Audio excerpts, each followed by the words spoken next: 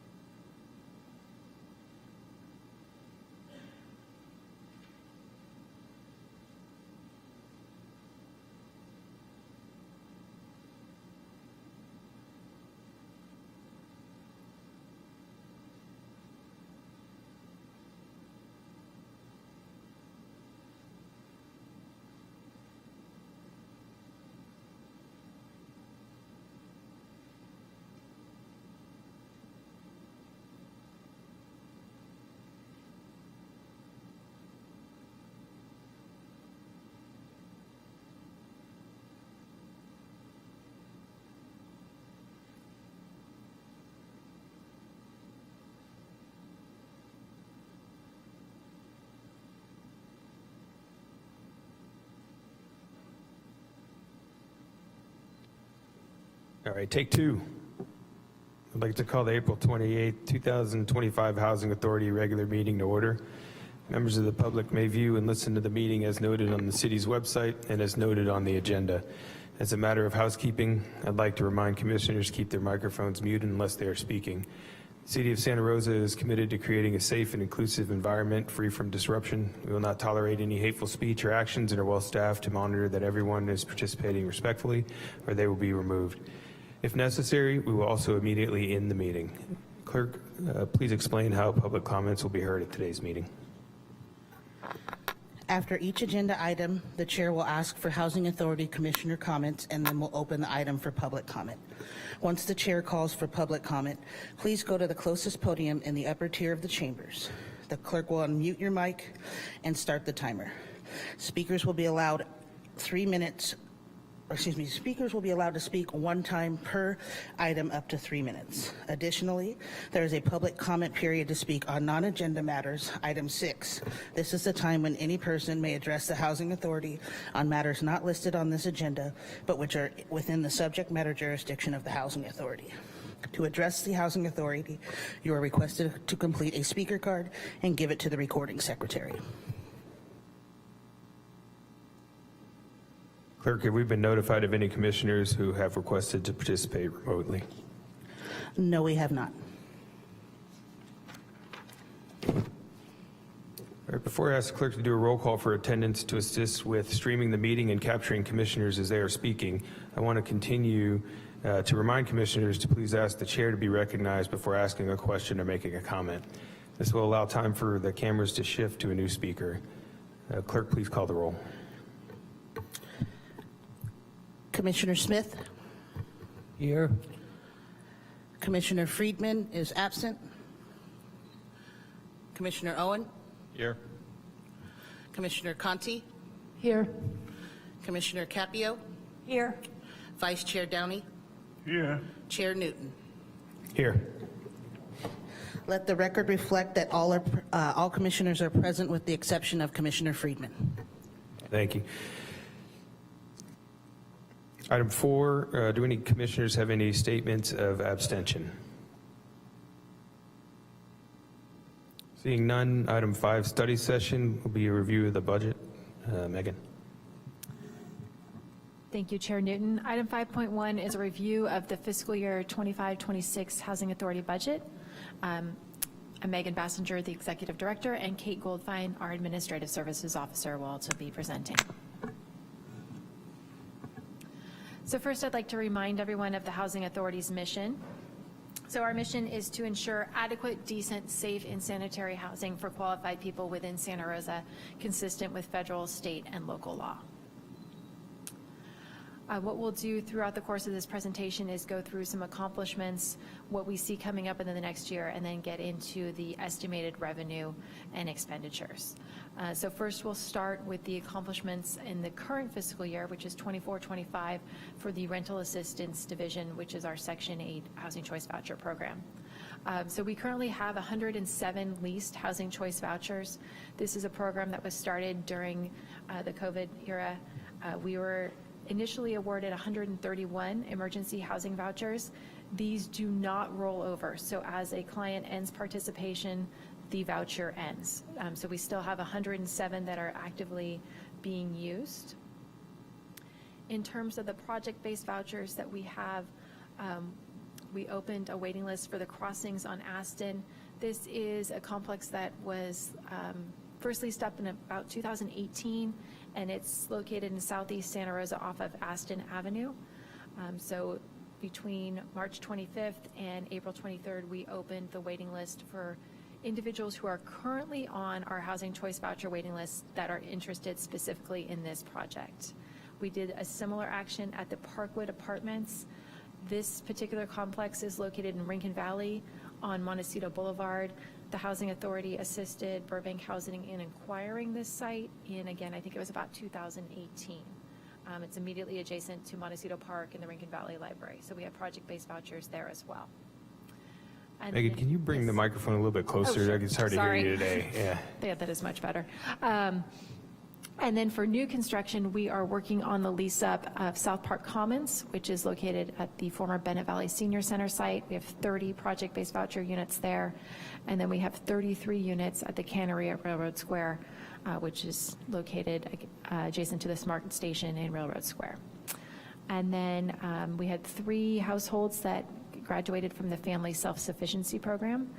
This is a component of the Housing Choice Voucher Program that helps households obtain employment, increase their income, and then ultimately become self-sufficient. Real quick, it was a little Yeah. tough to hear on the, if you don't mind going back to the project-based waiting list. Just real quick, what was, do you mind repeating that part? Just a brief summary. It was- For the waiting I list. caught some of it, was kind of hard to hear. Yeah, sorry, and I apologize. So we opened up waiting lists for 2 sites. So Crossings on Aston Avenue, again, this was a new complex that was finished in about 2018, I believe. We opened up the waiting list specific to that site, so it's households that are currently on our Housing Choice Voucher list who express specific interest in a project-based voucher at that location. And then again at Parkwood, which is located on Montecito Boulevard in Rincon Valley, a site that was acquired by Burbank Housing and converted to affordable housing in 2018-ish. Again, households that are specifically interested in a project-based voucher at that site. So both of those lists open and close during this fiscal year. And as households move out of those complexes or in their participation, we're able to bring new people on from our existing waiting list into those projects. Any other questions before we move from this slide? Commissioner Owen. So for project-based voucher programs, does the Housing Authority, how does somebody that's not on the HCV list get one of those vouchers? Or how does the Housing Authority work with those? And maybe we can do this at another time, but. Yeah, we can certainly provide more information on project-based vouchers at another meeting, but in general, for these 2 projects, Crossings on Aston and Parkwood, they're general complexes, so households that are already on our Housing Choice Voucher waiting list. So once the waiting list opens and we have new applications, once you're on the list and we open up one of these kind of ancillary lists, then you could request to go on that. We do have South Park Commons and Cannery at Railroad Square, which both have homeless preferences. So if you're referred through coordinated entry, then you could come outside of the list and access those particular vouchers.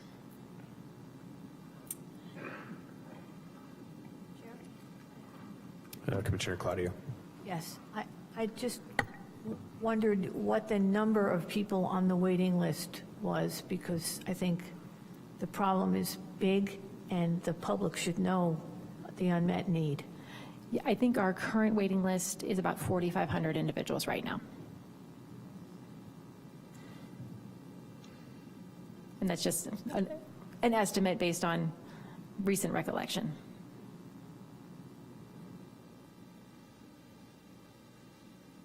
Any other questions at this point? You look like you want to say something. Commissioner Conti. So you said at a future date, we'll get a little bit more clear understanding on how the project-based vouchers work? Yes, we could put that on a future agenda. Okay, great, thank you. Yeah, I think that'd be helpful. Thanks. No further questions up here. Thanks. Okay, so going on to our rental assistance, the strategic goals and initiatives for the upcoming fiscal year. So this is as we look forward into July of 2025. As I think you're aware, we're constantly looking to increase the supply of affordable rental housing for Santa Rosa's residents, to continue to provide housing and services for special needs populations, increasing the readiness of homeownership for Santa Rosa's residents, and this we also achieve this through our family self-sufficiency program. When we return with an overview of project-based vouchers, we'll also weave in the family self-sufficiency program to help the Housing Authority understand the components of that program. We look to preserve existing affordable housing stock. We do that through the acquisition of existing complexes, like we noted in the Parkwood Apartments. We're going to continue to support efforts to reduce homelessness and then utilize the Housing Choice Voucher Program's resources as strategically as possible.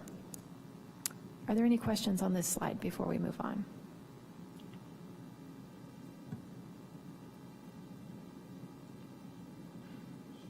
Commissioner Friedman? Thank you. Doesn't necessarily relate to this particular slide, but I'm wondering, with all the draconian cuts to programs, particularly the ones that serve lower income people, if there's any sense of how our program might be affected in terms of federal funding. We don't yet have an indication of what federal cuts will be, and we'll get to a little bit more of that as we look to the revenue in upcoming slides. But we're constantly monitoring through our HUD representatives, through various associations and groups that we participate in to keep our fingers on the pulse of what's going on. Okay, Commissioner Downey. Oh. Did you want to continue with that question, or? If Commissioner Downey has a question related to the previous slide. No, I had a question related to provide housing and services for special needs population, and what exactly does that mean as far as special needs populations, and what kind of services are you proposing to set aside for them? So through our Housing Choice Voucher programs, we do have units that are set aside for seniors. We have units that are set aside for veterans through the VASH program. We work with the VA on the administration of those particular vouchers. And then, as I noted in the two projects that are currently leasing up that are specifically set aside for homeless individuals, we work through the county's coordinated entry system and with homeless service providers to provide those vouchers and units to individuals that meet those requirements. Anything for people with disabilities? We do have some units that are set aside for people with disabilities. The Rosenberg Complex, which is located here in downtown Santa Rosa, has project-based vouchers, and those are units that are available for people with disabilities. And then we also have some complexes that have units for individuals that have physical or mental disabilities as well.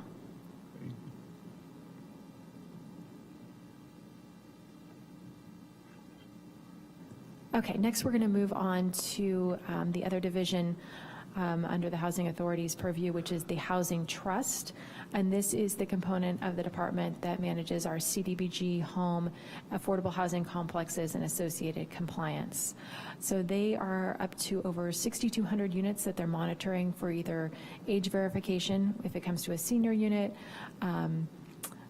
income verification, owner occupancy for the home ownership units that we've administered. One of their other tasks that they perform is oversight of the mobile home rent control ordinance, which is under the purview of City Council, but that does require verification on their end. They have completed construction of Mahonia Glen, which is located in Ringgold Valley. the Cannery at Railroad Square, which we mentioned, and South Park Commons. So those 3 projects alone provided 320 new affordable units to Santa Rosa.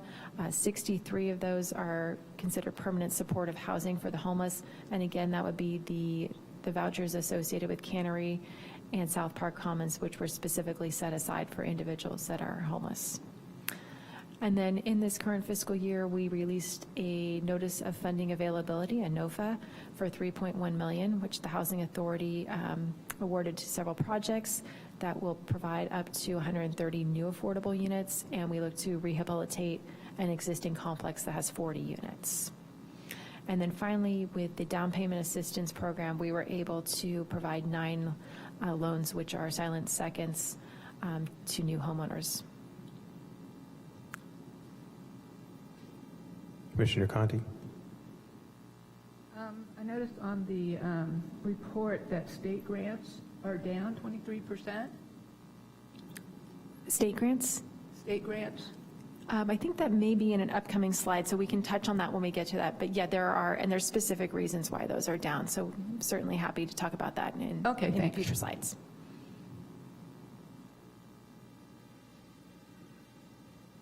The down payment assistance, does that come from the city? It's not through where does that source of funding come from? So for this particular program, the City Council awarded $2 million of the PG&E settlement money for a down payment assistance program, and then transferred administration to the Housing Authority. We were able to issue 9 loans, but the program was suspended, and the City Council recaptured the money to help with the budget deficit.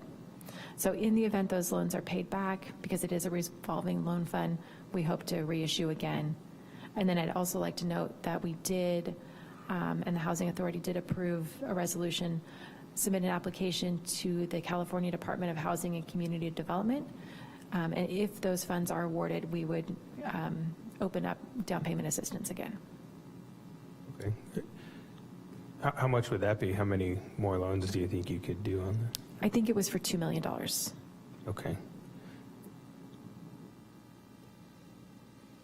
Okay, so based off of that PG&E settlement, so this will be it unless you get the additional funds from the state, and then whenever they pay, I guess, assume these are these 30-year mortgages basically? And then, correct. They're 30-year loans due upon resale. So in the event somebody was to sell their home and move, we would be able to recapture the principal and interest and roll that into a new loan. Okay.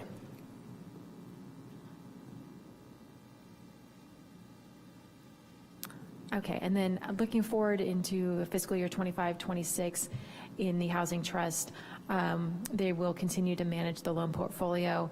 I'm excited to note that we have exceeded $200 million, which is over 500 loans that are to various developers, individual homeowners, continued the compliance monitoring of the 6,200 plus units. And then we continue to manage and report on the disaster recovery funding and state grants, as well as the continued monitoring of our grants from HUD, which are the CDBG and home.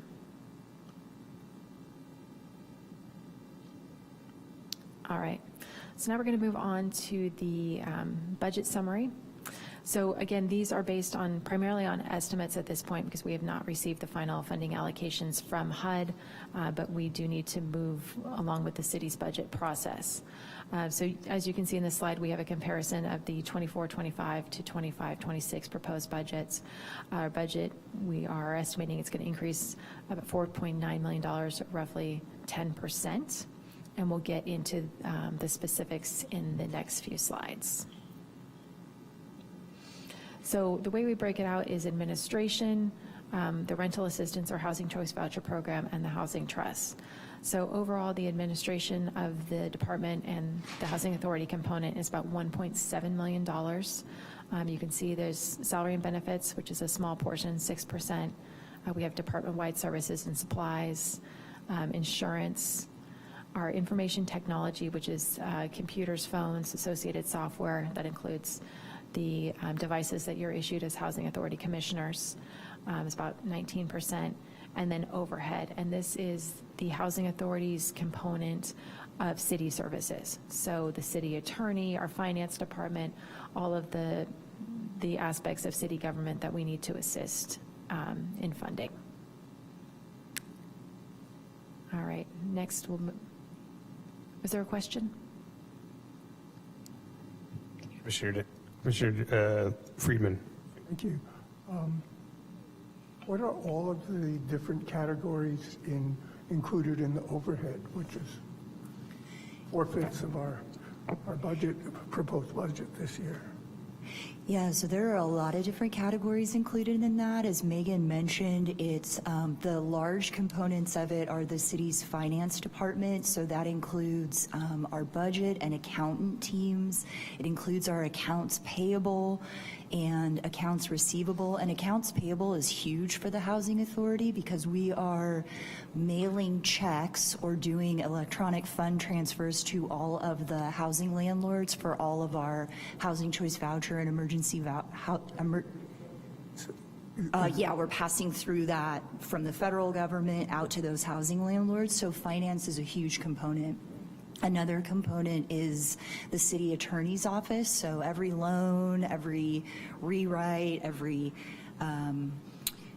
item that you see that comes before the Housing Authority is reviewed by an attorney. So that's another huge component of our budget. Another component is use of this building.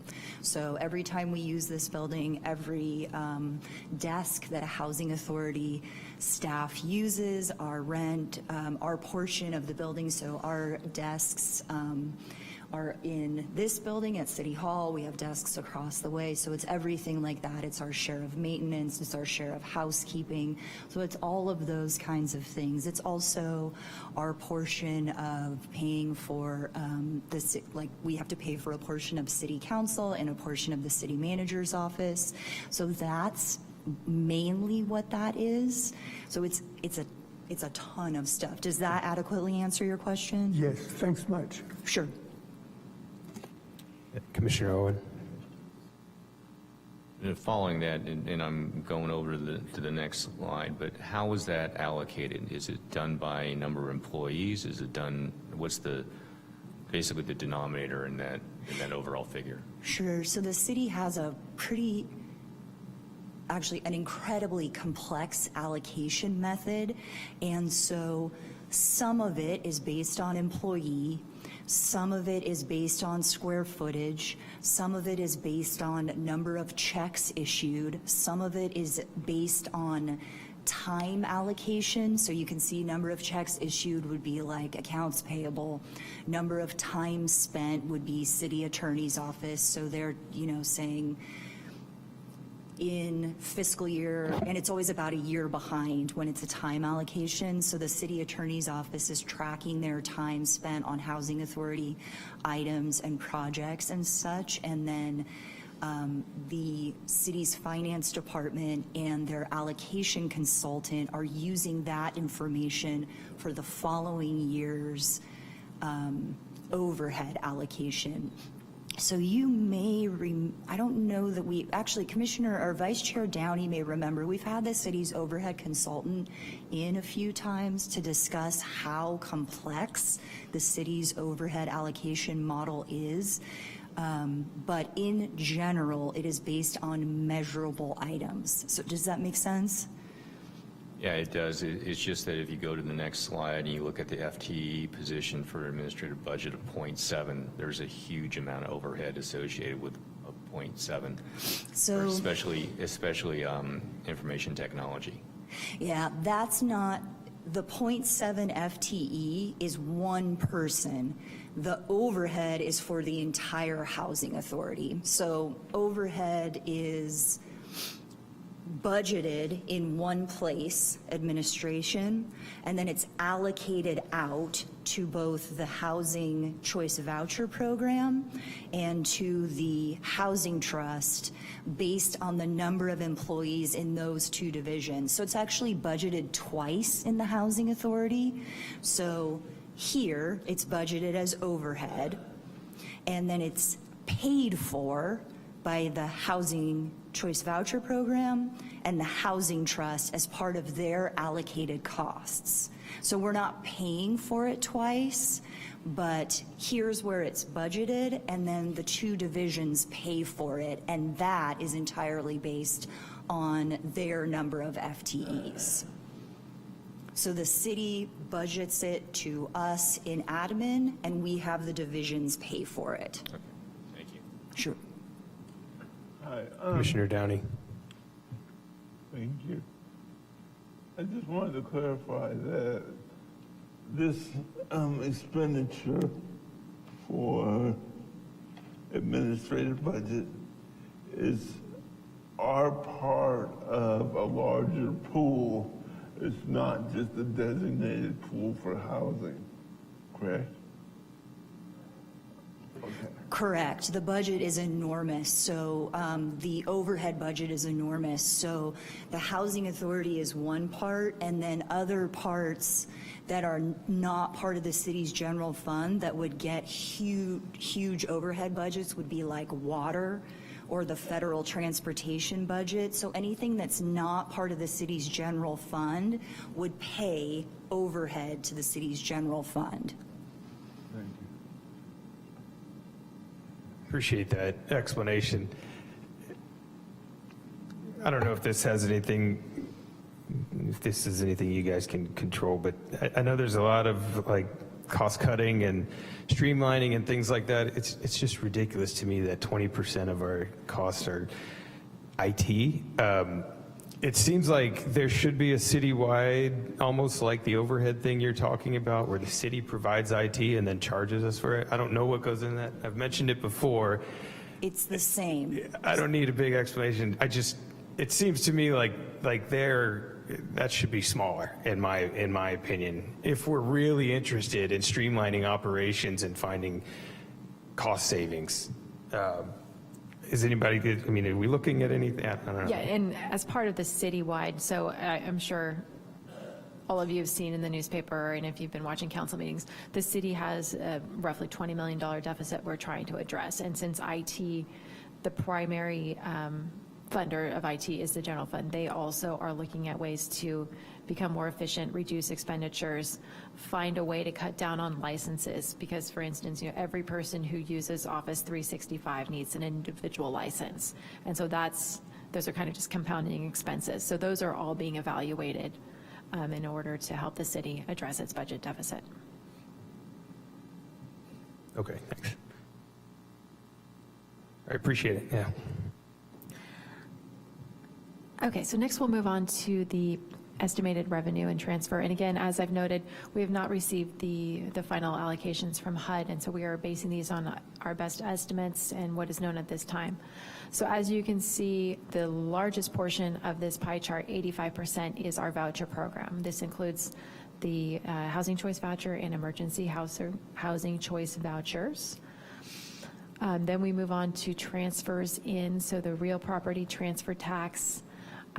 A portion of this goes to the Housing Authority. A portion of it is used to support homeless services, which is a city council program. We also generate fees for compliance, and these are identified in our regulatory agreements that we set up with developers. So they do pay us annual compliance fees, which help support the staff that provide that oversight. The Housing Authority has one asset, the former Brookwood Homeless Shelter. It's located on the corner of Sonoma and Brookwood Avenue. It is rented to the city for the In Response program. So we receive quarterly rent payments for In Response, which is the city's mental health support program, to use that facility. Prior to In Response becoming our tenant, it was rented to Santa Rosa Community Health Centers, but they moved out and into the Caritas Center. We also receive loan repayments, which we put back into our revolving loan funds. I think we've noted this in prior presentations, but we estimate these low so that we're not overcommitting our resources. So as you can see, it's $128,000 we're estimating. Anything we receive in excess of this amount will go into next year's loan fund. So all funds will ultimately be used, but we do estimate them low so that we are not left with a deficit on our end. We also have impact fees. These are collected by planning and economic development when developers or builders are creating new units. Those impact fees go into our funding that's available for new construction. We also use it to assist administration. Then we have state grants, and I think Commissioner Conti, this may touch on one of your questions. This is a decrease from last year. This is the Permanent Local Housing Allocation Grant.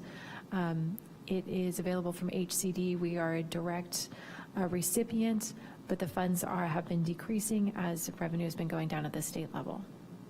And then finally, we'll touch on CDBG and home and Hopwood. These are the exact amounts that we had last year. So again, it's the allocation plus any loan repayments that we receive, just the allocation, sorry. And then the final one is restitution. This would be from our Housing Choice Voucher Program. Anyone who owes us money, either we overpaid the rent on their behalf or we need to collect payment from them, so that will go back into the Housing Choice Voucher Program. Any questions? Commissioner Caprio.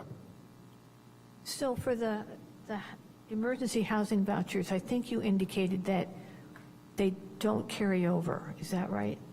So that's the fact that's responsible for the deficit, for what we're seeing as $388,000 less Than the prior year? Yeah, so it has decreased, and that is why. Those, Okay. Yeah. And the administration fees that accompany those vouchers also end. Yeah. Just to stay on the emergency housing vouchers, I mean, I saw something, there's a lot being put out right now, but that they could cut that funding as well. But that's already, where did the funding for the emergency housing vouchers come from? It was part of the American Rescue Plan. Yeah, so I read an article that, everything's in the crosshairs, but that program specifically was one that they were looking to cut. So we're not looking for any, I guess this would affect the 100 people that are in them right now, and so I don't know. I don't want to ask you to, game out every scenario, but that one specifically was called out, so it really caught my attention as something that was under threat. And at this point, HUD has indicated they can fund it through at least 2026. There have been conflicting memos that they have issued themselves, so we're just watching it carefully and trying to manage the funds as best we can, which is. Yeah. Commissioner Smith. I'm a little confused on this property rental. What exactly do we own that we're renting it out? I mean, can it be sold and get more money to bring in? I mean, this is one of those things Jeremy, was talking about how you allocate fees to different groups. I mean, you're charging the police department money, but what exactly do we own and why can't we sell it if we would bring more money in? So the Housing Authority owns the building and land at 983 Sonoma Avenue. So this is on the corner of Sonoma and Brookwood, across from the police department. It was originally acquired in around the year 2000 as a homeless shelter. It was the Brookwood Homeless Shelter and provided 40 beds. That shelter was closed during the Great Recession, so like 2010-ish. We moved all those beds to Sam Jones Hall. At that point, the Housing Authority commissioners that were in place at that time decided to put out a request for proposals, and they rented the building to Santa Rosa Community Health Center. The Community Health Center was there until, I want to say 2023. The commissioners that were in place at that time, and I think Commissioner Owen and Commissioner Downey may have been on the Housing Authority, reviewed this over the course of a couple meetings to determine what to do, chose to seek a new tenant and continue to rent the building. So that way the Housing Authority can retain it as an asset. We receive enough rent to cover the expenditures associated with that facility. But that was a choice that was made by the Housing Authority commissioners at that point in time. And I want to say it's a 5-year lease at this point. Was there discussion then about selling it versus renting it and keeping it? I believe we did have discussions in closed session on how to address that item.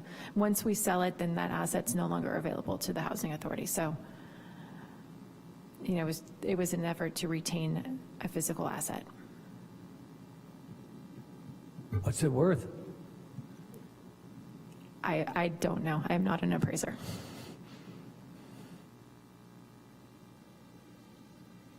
Commissioner Owen. Thank you. As I go through these revenue lines, everything is not coming through the general fund. Is that correct? The only item coming from the general fund is real property transfer tax. Yeah, but that's actually generated from the sale of properties. It's not, so it's not, if there's less activity in terms of sales of properties, that number will be decreased. If there's more, that'll be increased. My point being, it's not tax income that's coming in. So if I go through that one comes through activity in the sale of properties. The compliance monitoring fees are charged to properties. The property rental we just went over. Loan repayments are, again, through activity with that. Impact fees, activity in terms of number of growth, and then state grants and federal grants are all at the state or federal level. So I'm not seeing any general fund source as revenue for all of this. Is that correct? Correct. Okay, thank you. Commissioner Capio. Could you go into the use of uncommitted carryover funding and the degree of flexibility we have about that? Sure. So as Megan mentioned when she discussed loan repayments, so that is loan repayments that come in over budget, and it's impact fees that come in over budget. So it is, it has the same restrictions that the funding source that created it has. So if it's a loan repayment that is a CDBG loan repayment, it has to be used for the same purposes that only CDBG can be used. So I lump it together as an uncommitted carryover amount, but in reality, it is budgeted in each fund that it came from. So for instance, the biggest source of that this year was impact fees at close to $1 million. Another big source of that was the compliance fund, the compliance fees. We are not allowed to use that for loan repayments. We use it primarily as the reserve. The Housing Authority has a reserve policy, and that it can only be used for the staff that do the compliance monitoring for those 6,200 units, and then primarily as the reserve for the Housing Authority to meet its policy. That's another $700,000 of that.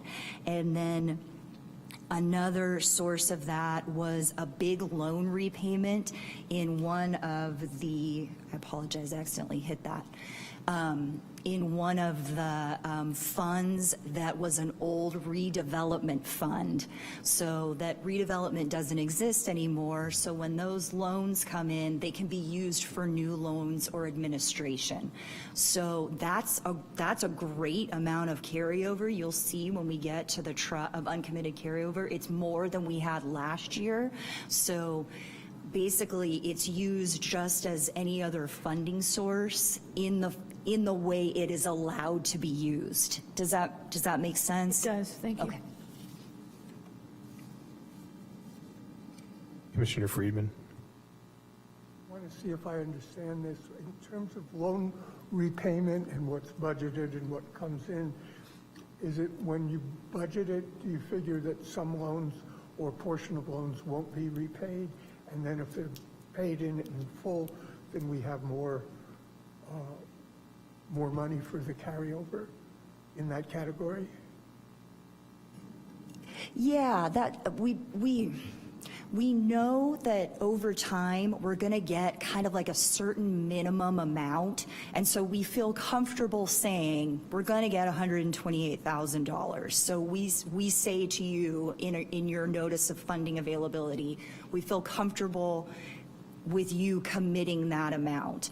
And then anything that's over that amount, great. We can now say to you that that uncommitted carryover from last year, we know that we got that because we got it last year, and we can now say, please use it in your notice of funding availability for this year because I'm sure we got it.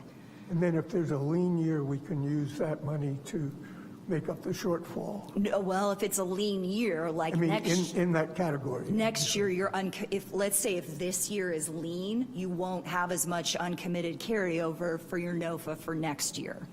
Do you know what I mean? But I mean, if it's negative rather than not So positive, then you could use the money that's in the carryover fund to pay for the shortfall?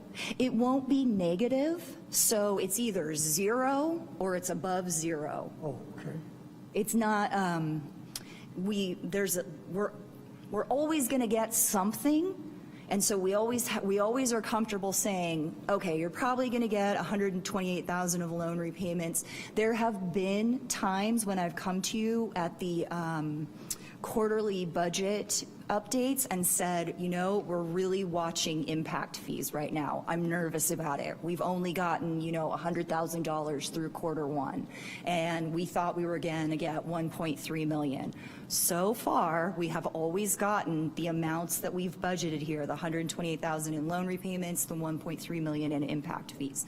Megan and I are always watching this to make sure that we are getting the minimum amounts here that we are telling you that we think we're going to get. And so whenever construction slows, I'm using impact fees because loan repayments we're generally going to hit that target, but impact fees when construction slows, that's the one that we're worried about and that we're going to be looking at. Does that make sense? Okay. Yeah, I was going to ask you about impact fees because you keep them steady between this year and next year.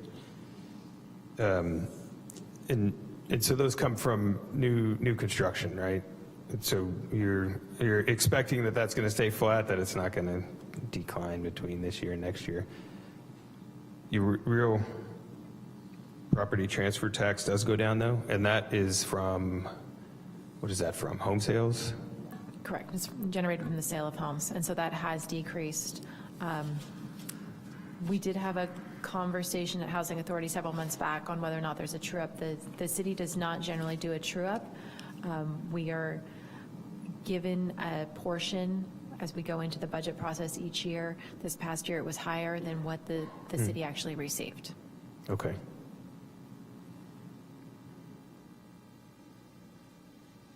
Commissioner Downing. Curious, based on the season of the year, are there times in which there are more building activity taking place, or there are times when there's less building activity taking place? So in terms of the collection of impact fees, we often see a big influx at the end of the calendar year, and that can be attributable to changes in code. So a lot of projects are trying to get in before building code changes take effect, and we'll see more fees coming in at the end of the year. But traditionally, construction does occur and commence in the spring. So when we see the actual physical activity, it'll be in the spring, but we see a lot of fees coming in at the end of the calendar year.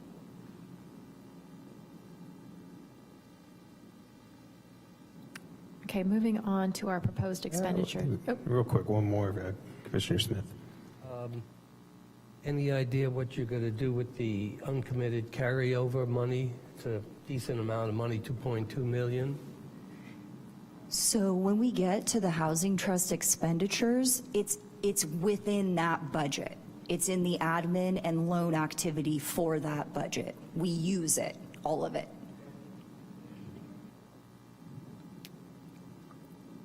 Okay, so looking forward to the 25-26 proposed expenditures, and again, these may be adjusted as we get the final allocations from HUD, but at this point in time, we're looking at about a $56.5 million budget. As you can see, 80% of this is projected for the Housing Choice Voucher and Emergency Housing Voucher Program. That would be the direct rental assistance provided to the clients. The portion of allocated costs right there is $1.6 million. We have salaries and benefits of about $4.1 million. That's 8% of our budget, and that's for the staff throughout the program. So Housing Choice Voucher Program, our Housing Trust, and then administration. We use a small portion of funds for the TBRA Rental Assistance Program. This is in the home program, and it's on allowed use. It is similar to the Housing Choice Voucher Program, but generally these have 2-year time durations.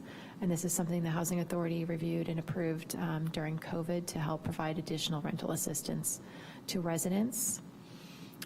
We have our CDBG Public Services. So a requirement of the CDBG program is that 15% be used for public services. The city prioritizes theirs for homeless services. So these are grant awards that are made to Catholic Charities for the Caritas Drop-In Center and the Caritas Family Support Center.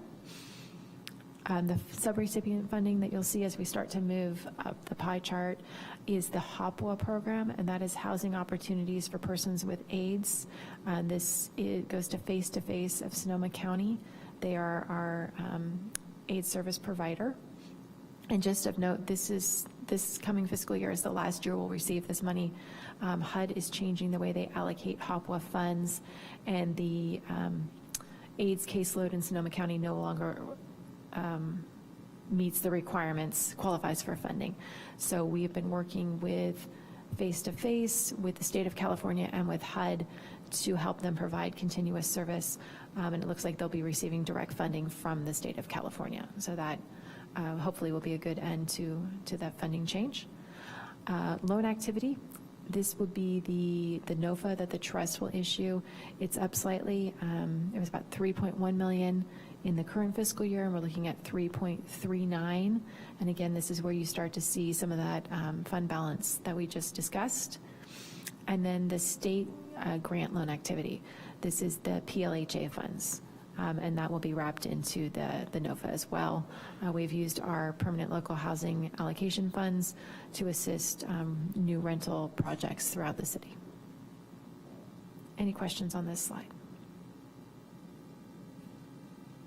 Commissioner Owen. On the allocated cost of $1.6 million, does that track back to the administrative budget where you had overhead of $1,110,000 and an IT of $327,000? Yeah, exactly. It's the share that belongs to the Housing Trust and the Housing Choice Voucher Program.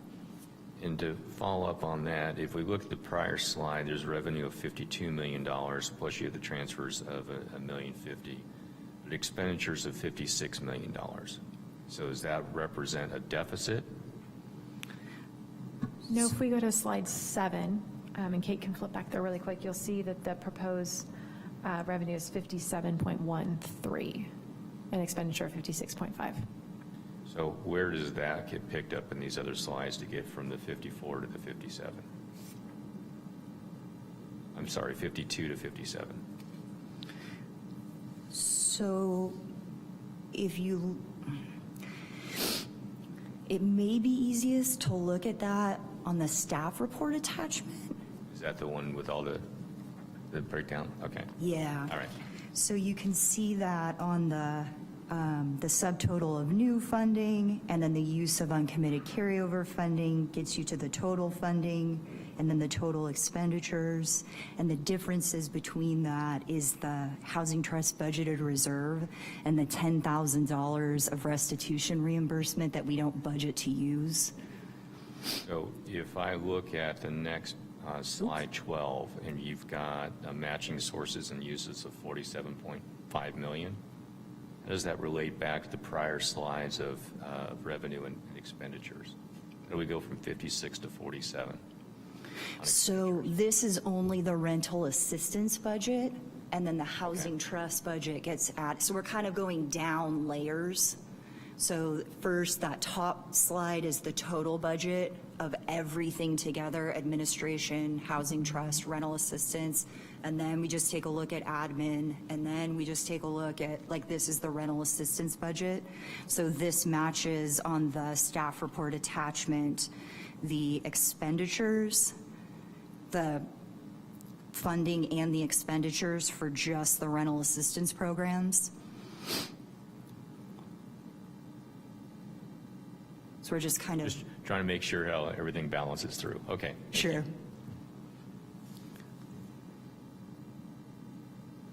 Commissioner Friedman. I noticed that we have categories for reporting in. What about Santa Rosa Housing Authority Section 8 or Housing Choice Voucher recipients who port out, or is this a net between porting in and porting out? I'm sorry, can you speak a little closer to your microphone? Sorry. We have categories for porting in and the amounts. I'm wondering if that's a net of people who poured in from other housing authorities and people who poured out, or I don't see a category for porting out. Yeah, it is. We just have, we have a much larger group of people porting in because of our relationship with Sonoma County. So hundreds of people poured in, but maybe 10 people poured out. So I like to say that it includes poured in because it's millions of dollars, but poured outs are tens of thousands of dollars. Do you want me to do these slides? Okay, so this slide shows the fiscal year 25-26 rental assistance division budget, and the big changes that you're noting in we're noting in the top line, the federal grants, which include port-ins because we have so many from Sonoma County, the bulk of that is the increase in per unit assistance costs for our clients. And then in the EHV federal grant line, the decrease you're seeing is just what Megan talked about. That program is starting to wind down, and we're literally not allowed to reissue those vouchers. So that's the decrease there. In salaries and benefits, the city has contracted cost of living and is going through a, what is that called? A classification and compensation study, thank you. So there are also potential increases for staff as part of that as well. We currently have the administrative allowance, the same administrative allowance in the 25-26 budget that we had in the 24-25 adopted budget, and you can see that because salaries and benefits increased some, services and supplies and allocated costs decreased some to try to maintain that. You can see they increased a little bit more than the decreases, but to try to maintain under that amount of the administrative allowance that HUD allows us. And then I do just want to point out the allocated costs there. That is the portion that this division is paying of the administrative costs that are allocated to the department, and that is based on the number of FTE positions in this division. So the city gives us that administrative costs, and I allocate it to this division to pay for based on their number of FTEs within the entire Housing and Community Services Department. If we're looking at rental assistance, you can see that is a 12% increase. We have 1,925 vouchers right now. That includes our VASH vouchers of 429. That also includes our port-in vouchers from Sonoma County. That is averaging around 300 people right now. And the housing assistance payment for that particular group tends to be higher because those, the multifamily housing in Sonoma County is in Santa Rosa. And so for those are larger families in Santa Rosa. The County of Sonoma is our largest port-in housing authority. They are taking that money from HUD and passing it through to us for their clients, who are our port-in clients, and we are managing those clients for them. The tiny FTE reduction that you see, FTE means full-time equivalent.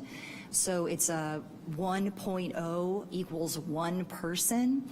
And the tiny reduction you see there is 1 person in the housing trust is doing slightly less work for the rental assistance team. And so I'm having them charge slightly less time into that program.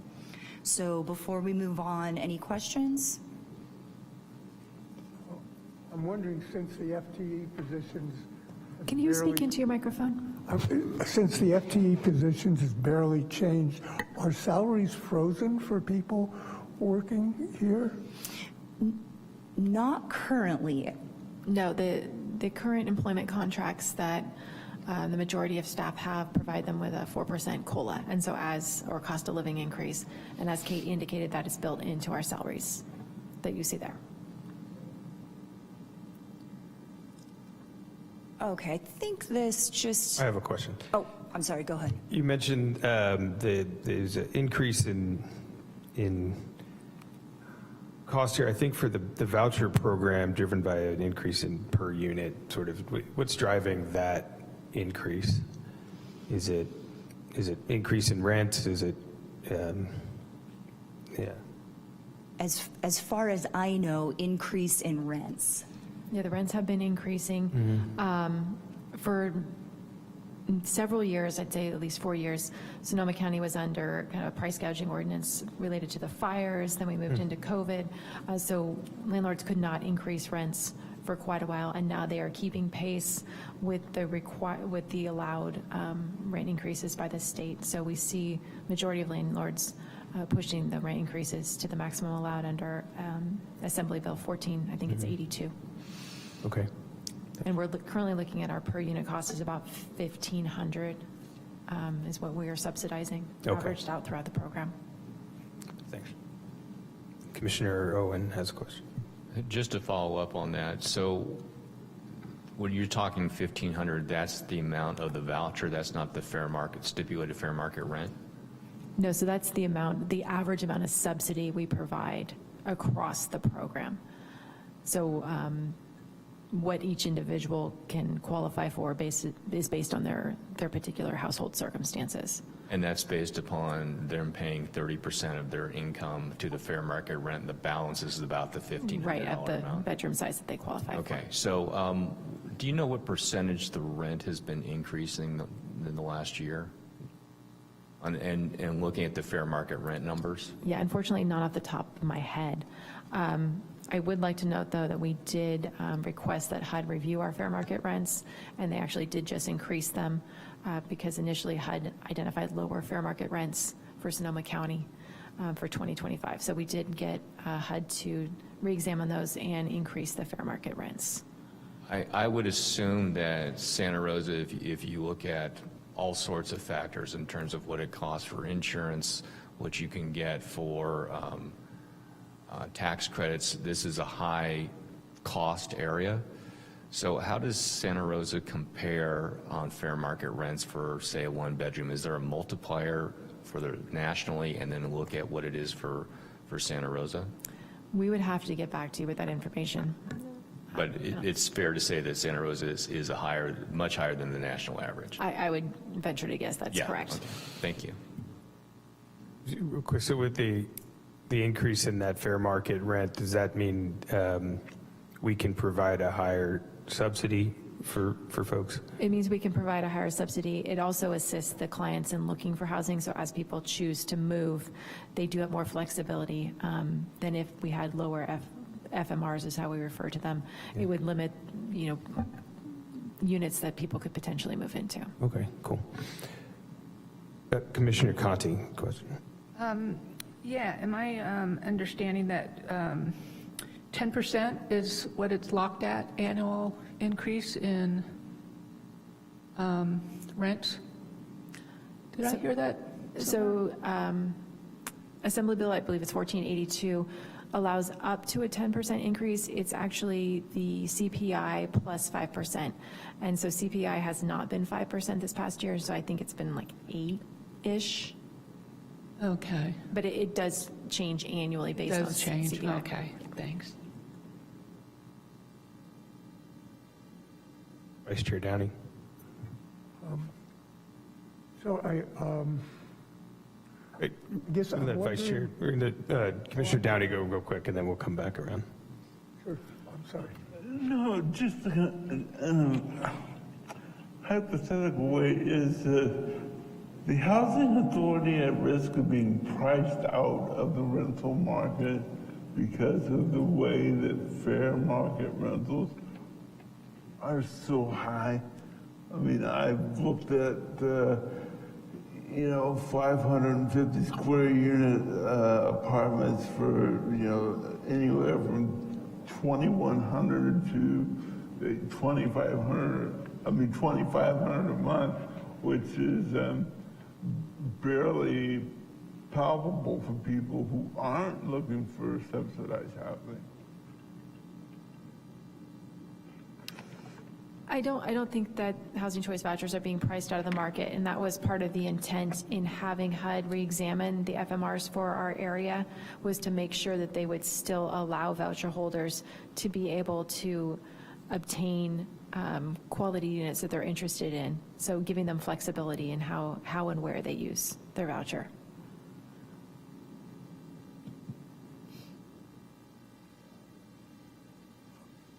Commissioner As Friedman. the rents go up in this area, I'm wondering if the maximum rent allowed by the housing authority are going up in commensurate, or, and the thrust of my concern is whether the percentage of housing in Santa Rosa is shrinking because the rents might be going up faster than the allocations of a maximum rent. Obviously we're not renting luxurious apartments, the highest end apartments.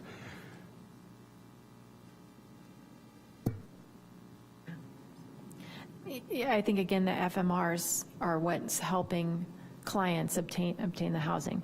So as long as those are keeping pace with our local rental market, or at least, not decreasing, then I think it still provides some flexibility. It definitely gave us concern when we saw that the proposed FMRs had decreased, when we knew, just anecdotally, that rents were increasing throughout the area. So basically it's keeping pace, roughly. As much as it can, yeah. Thank you. Commissioner Conti. Yeah, I mean, we're keeping up with the rental market, it sounds like, but I'm just wondering if we're having any issues with landlords willing to rent to voucher holders? Is that a problem at all? I have not heard recent issues or numerous issues with that. Yeah, we do have, Kate's whispering some answers to me. We do have an income discrimination ordinance, which the city council adopted back in, I think, about 2016. That needs to be civilly enforced. But also, I think during COVID, we demonstrated that the voucher program is good for landlords as well, and that we still paid the rent. So when many landlords were no longer receiving rent payments from their tenants, the housing authority was still delivering their monthly rent payments. And is there any oversight from that 2016 requirement? I believe the district attorney enforces that. I'm sorry. the district attorney. Oh, okay. Okay, thanks.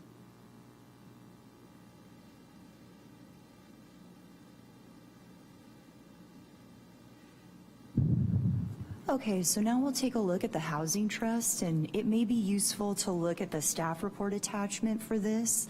So the revenue on is one line item on this, and it's 6 line items on the staff report attachment. It's approaching 4.6 million this year, mainly down because of the state grant, the permanent local housing allocation grant is down. As Megan mentioned, that is an entitlement from the state. We have no control over that, and they gave us less money this year.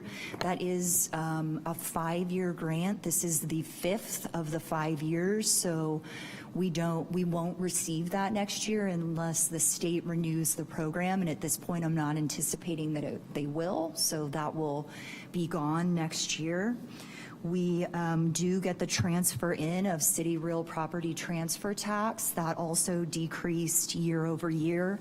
And I was just looking at it, and the city's real property transfer tax has decreased for the last 4 years. The total amount has decreased. So while the share allotted to housing and homelessness has increased, the total amount has decreased, and so it's kind of catching up with us. And that amount is split evenly between homeless services and the housing authority. And then finally, that uncommitted carryover, you can see last year was a little bit of a leaner year. This year we had a little bit more. And you can see that all of those funding sources just go into the total funding for the Housing Trust. And then they are utilized in the ways that they can be by each of their funding sources. So you can see that salaries and benefits, they're the top line there. Those did increase a little bit. Services and supplies decreased a little bit. Allocated costs, that's the Housing Trust's share of that administrative budget that we talked about earlier. That increased a tiny bit. Going to the next slide, this is how, so that's the administration of the Housing Trust, and this is how, these are the programs, or how the housing, this is what the Housing Trust does now on this screen. So the main thing is, or one of the main things is loan activity, and these are from all of the different funds. So there's Community Development Block Grant in here. There is impact fee funds in here. There's real property transfer tax funds in here. So when you, when the Housing Trust presents the notice of funding availability to you, that is what this nearly 3.4 million is what you'll have to allocate to the people that request loans from you. The state grant funded loan activity, that's a straight 1-to-1. That is the PLHA, the state grant PLHA grant. The subrecipient funding, that is the federal HOPWA grant that Megan talked about. There's also a small portion of real property transfer tax in there for the fair housing contract that we are federally mandated to provide that must be funded locally. We also have a small piece of real property transfer tax funding in there because as CDBG has decreased over the years, we have not, the city has not, and we have not as a housing authority, wanted to decrease our homeless services funding. So in anticipation of CDBG decreasing again, we have put a small piece of real property transfer tax funding in here in case that CDBG funding goes down, to be able to keep the homeless services programs funded at a constant amount. So not all of that funding in there is HOPWA funding. Then going down, the CDBG public services funding, we are, since we don't know what the new amount will be, we're keeping it flat right now. So does that make sense? Okay. And then in the tenant-based rental assistance, that is, as Megan mentioned, completely home funded. That's the federal funding. That is the amount after we use up to 10% of that is allowed for administration. The rest of that is used for rental assistance. And then finally, in full-time equivalent positions, some more time of the housing trust had to be allocated to the mobile home ordinance program because that program has taken more time than we anticipated, and so it's appropriate to charge more time to that program. So this generally says what I just explained, and I will note that the difference between the revenue and the expense is roughly $593,000. That is the reserve in the housing trust, and the housing authority does have a reserve policy for the trust, and this meets that. So I'm happy to answer any questions you may have about the trust. Vice Chair Downing. In the example of state grant funded loan activity, if we're looking at a negative 23%, how is that negative number made up? Is everything else kind of shuffled around to carve out such a huge hole of that money represented? Or is there, how do you do the math for that? So the state just gives us a number. Last year, they gave us 595,000, and this year they said you only get 456,000. We have no control over that. The state has some pot of money that they are allocating out to cities, and this is our share. How do we make up for the deficit? We don't. Right, so yeah, we just have less. We have less money. Less loan product in that particular program. Same thing would apply if we get our CDBG and home allocations and they're less. We would adjust our budget accordingly to make sure that we are able to operate within those figures. Thank you. What is in state grant funded loan activity again? Are those are grants from the state that we then loan out for affordable housing construction? Correct. So in this particular instance, it is for the permanent local housing allocation program.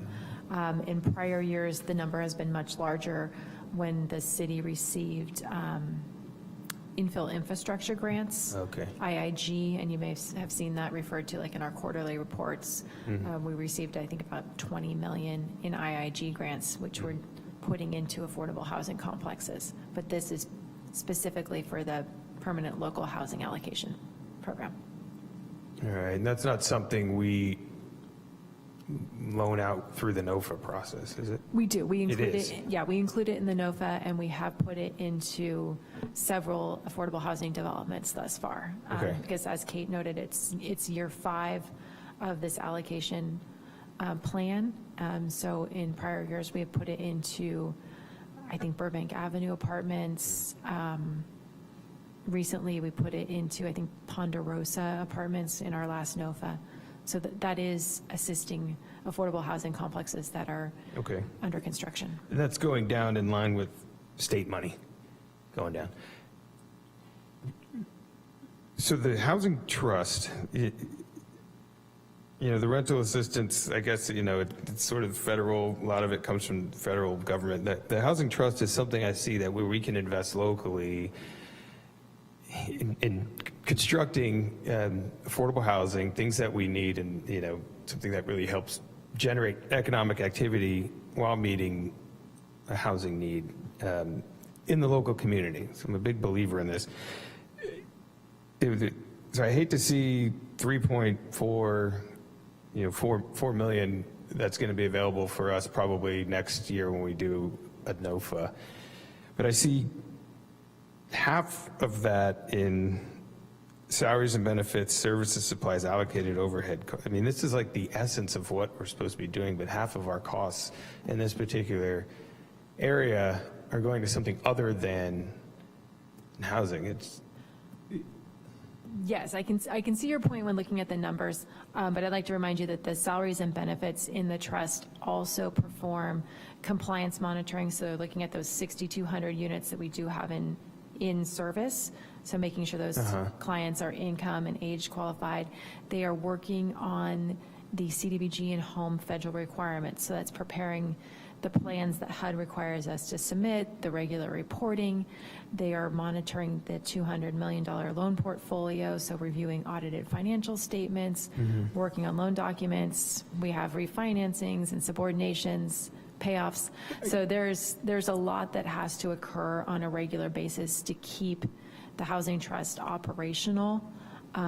Additionally, staff works on when we do have projects that come to us through the planning department that want to create on-site units, they do need to go through a contracting process. So we're also incorporating that into the workload here, and that does wrap up into the Sure. And this is not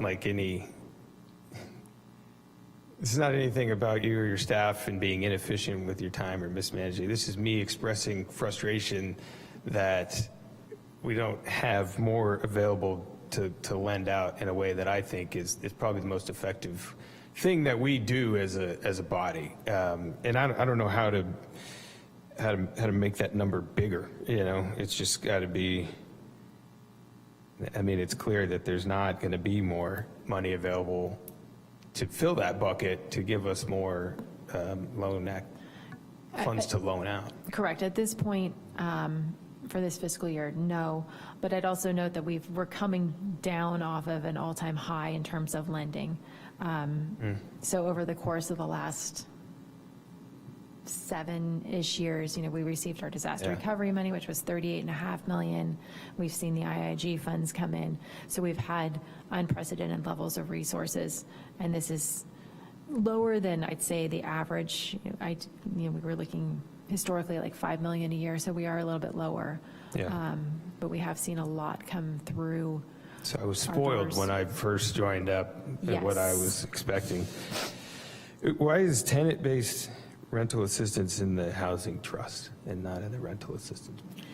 So, and this is kind of just for budgeting purposes, we budget it in the housing trust because it comes from HOME, which is a federal program that the trust manages. It's administered by the rental assistance staff. Okay. Tenant-based rental assistance is similar to a housing choice voucher in that we provide a portion of the rent to the landlord, and it's an eligible use under the HOME program. HOME can be difficult to use in terms of new construction. It needs to be the last money in, and it can only stay committed for so long. So this was a good way to move our HOME resources and assist the community at the same time. So that's why you're seeing it in the trust budget, but the work is actually done by our rental assistance staff. Okay. Commissioner Conti? Yeah, are we entirely separate from the county, so when they increase fees or taxes, we don't get any sort of benefit from that? We are a separate entity. Okay, thanks. Commissioner Friedman?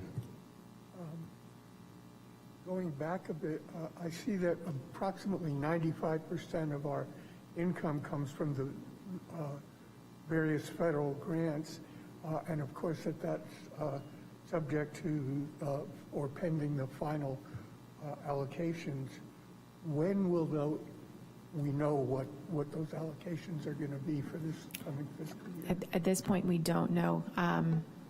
Traditionally, we'd have our CDBG and home allocations at this point in time, so we're just waiting for HUD to provide those.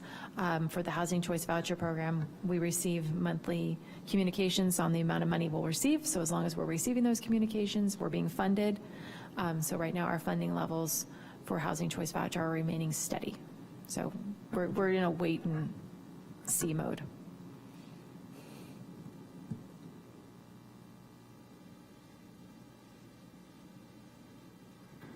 So to wrap up, just the next steps in our budget process, the City Council will be reviewing their budget through a 2-day study session process next week on Tuesday and Wednesday.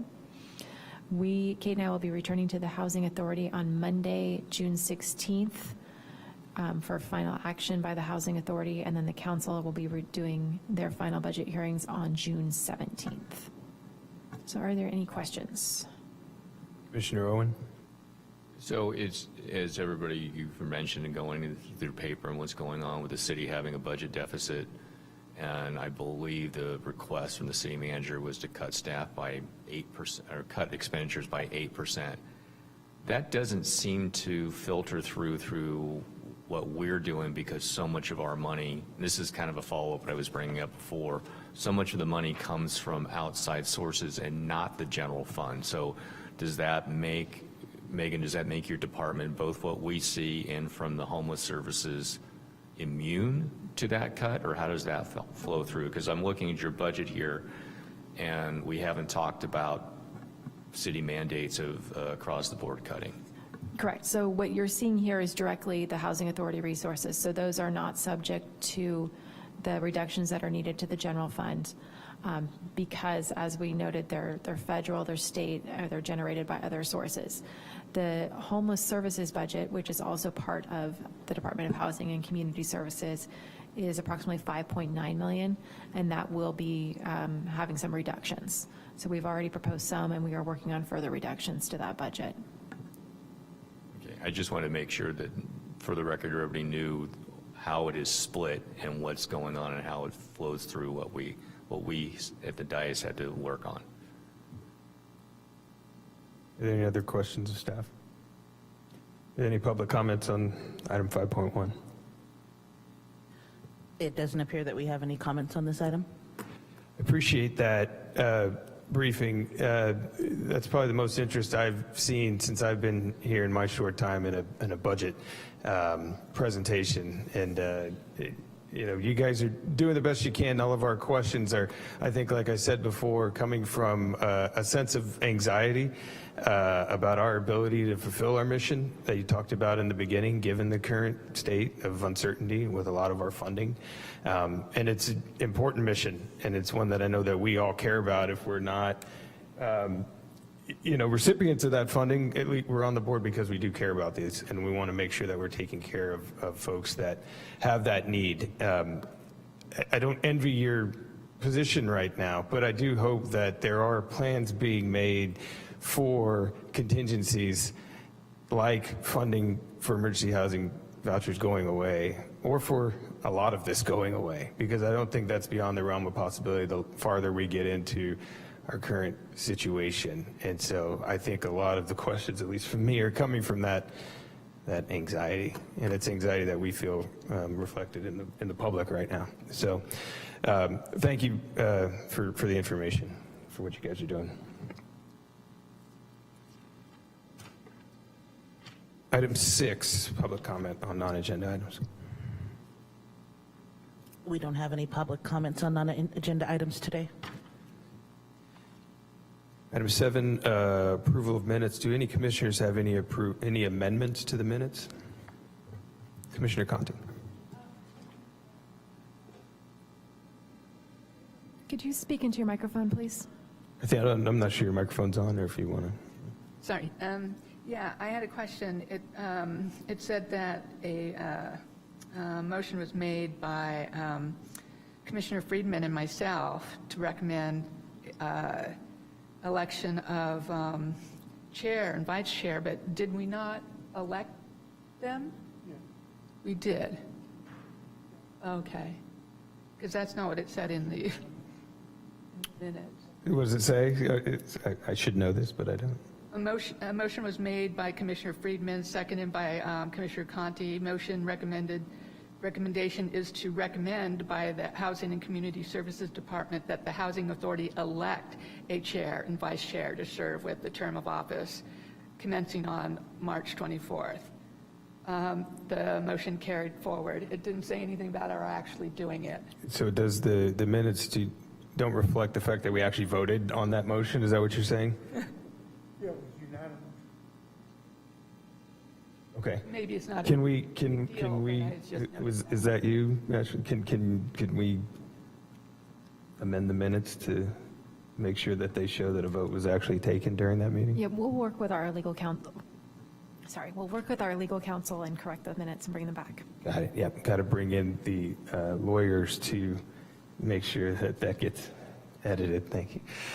Some of those overhead costs, so add to the overhead costs there. Okay, any other amendments to the minutes? That's a good catch, thank you for that. People are reading them. Public comments on item 7.1. There are no public comments on item 7.1. Okay, we'll adopt the minutes with amendments, and I don't, does that have to come back up after it's amended? I'm not, it's the first time I've ever seen that. Okay, so we'll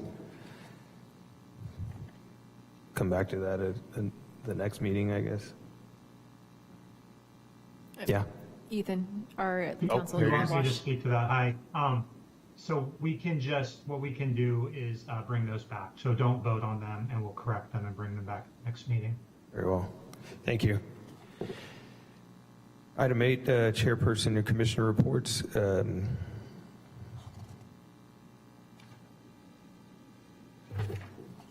Anybody, any commissioners have any reports? I don't think we have any. No, okay. There were no committee reports, and item 10 is executive director reports. Megan. Thank you. So attached to the agenda for the month is our monthly pipeline update. You'll see there are a couple of changes that are identified in red. First, we are working on the lease up of Canterbury Railroad Square, which we have touched on over the course of this meeting. And that is 128 affordable units, a total of 129 units of new affordable housing. Otherwise, our pipeline has a total of over 1,300 affordable units that are either completed or in various stages of permitting and construction. So we're continuing to monitor this and help projects proceed forward. I'd be happy to answer any questions. Commissioner Owen. Yeah, and as long as I've been on Housing Authority, the 1,300 units you just mentioned, Megan, is a huge number. Have all those units been, and we all know that there's a need for affordable housing, but that's a huge influx of supply at one time. Has there been a problem with leasing these units in a timely manner? There hasn't been a problem. Some of the lease ups have been a little bit slower than anticipated. Some of that just has to go through the process. Like when we have project-based vouchers, there is a process that needs to be adhered to. So that does take several months to get that underway. But we are seeing these projects achieve full lease up within 6 months or so following completion. Okay, thank you. I think it's a good question because so there is demand for these units. You know, you hear that a lot with people. You know, you think it's a supply side issue where we don't have enough units, and some people push back and say that we have too many, but which I don't think is the case. I'm under the impression that there's a significant need for affordable units in the community, and that there's going to be people there that'll utilize them when they're there. So, any other questions on? Any public comments on item 10.1? There are no public comments on this item. Okay, on to item 11, consent items.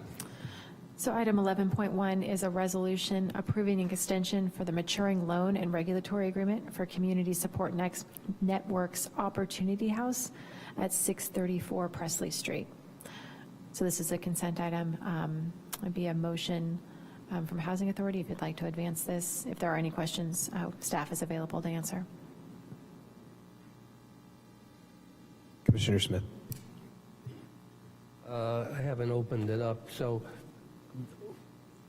I thought I saw something that they have no money to pay this loan and we're just extending it. Is that the purpose today?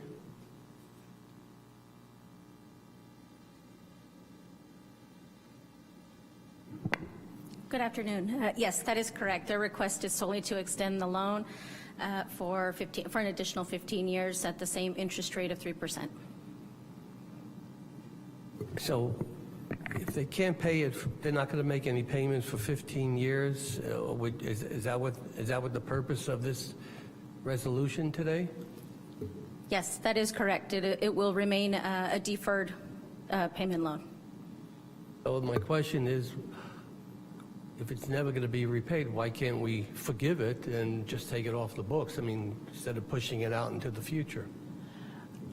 So from my historical perspective, I think it's advantageous to the Housing Authority to keep these loans recorded against the property. In the event of sale by the borrower, we're able to recapture our principal and any accrued interest. Recently, we saw with the Social Advocates for Youth, that was a shelter.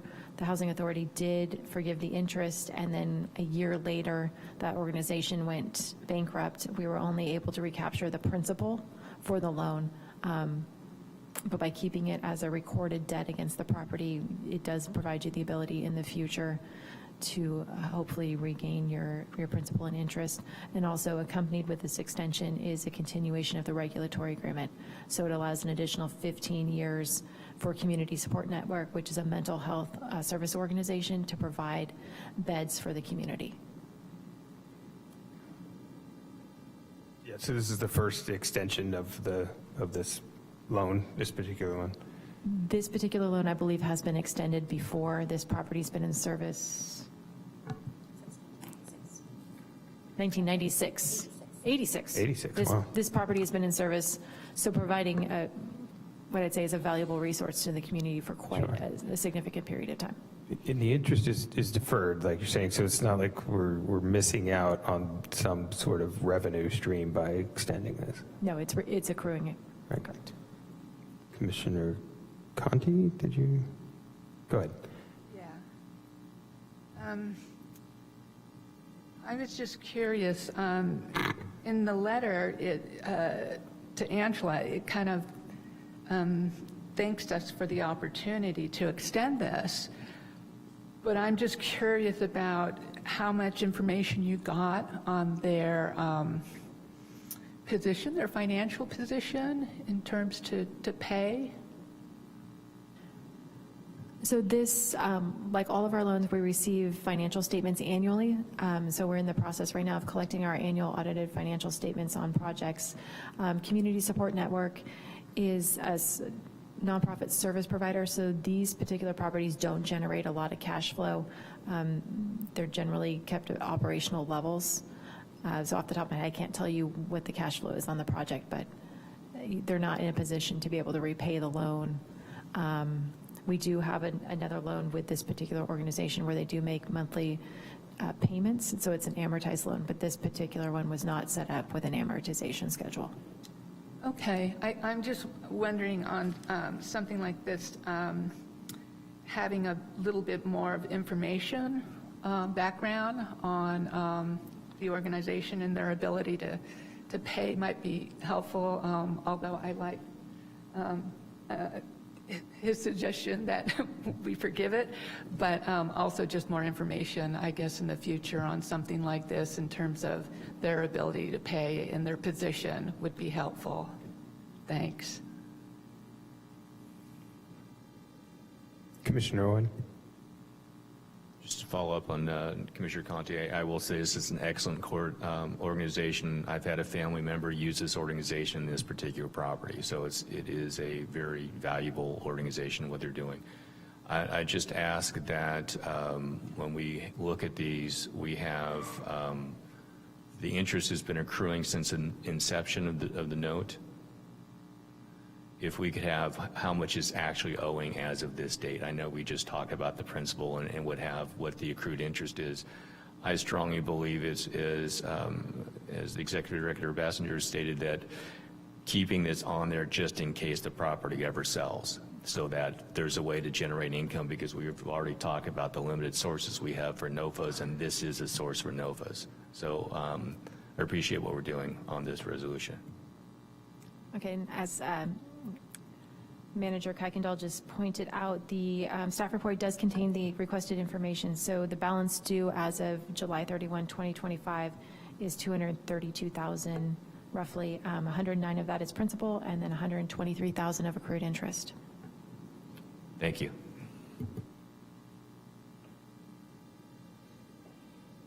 Yeah, the 133 of accrued interest over that long. I almost look at these things like loans, basically, or like grants almost, because they are providing a valuable service and that we're paying for it, but my opinion. Vice Chair Downing.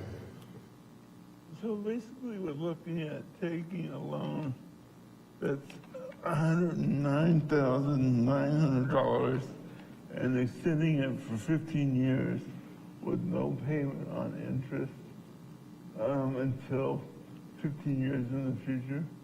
What kind of precedent does this make for other people who might find themselves in the same situation or a similar situation?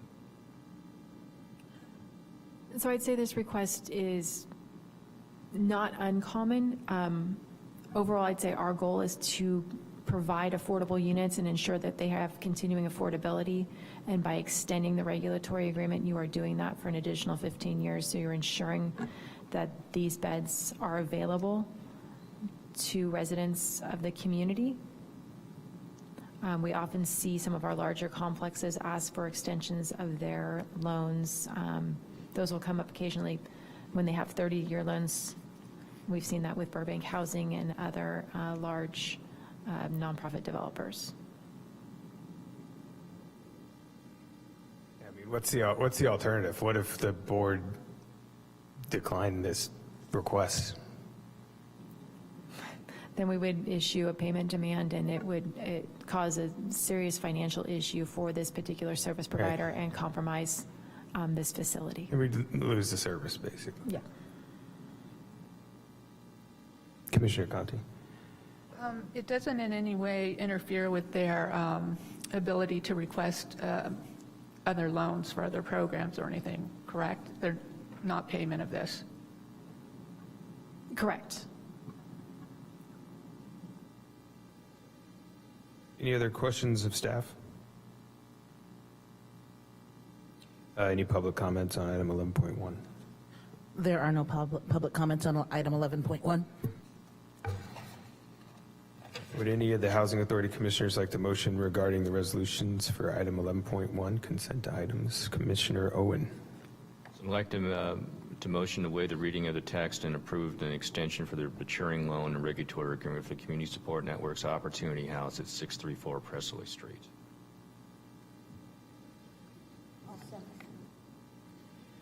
Okay, we have a motion from Commissioner Owen and a second from Commissioner Capio.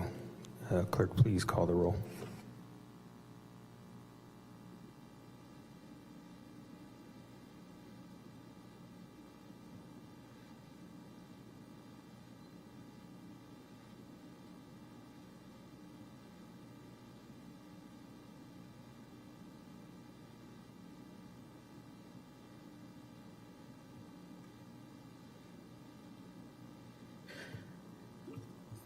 Commissioner Owen, Aye. Commissioner Capio, Aye. Commissioner Smith, Aye. Commissioner Friedman, Aye. Commissioner Conti, Aye. Vice Chair Downey, No. okay, and Chair Newton. Aye. Excuse me. Let the record reflect that this motion passes with 6 ayes and 1 no. Okay, thank you. And that's it. We'll adjourn.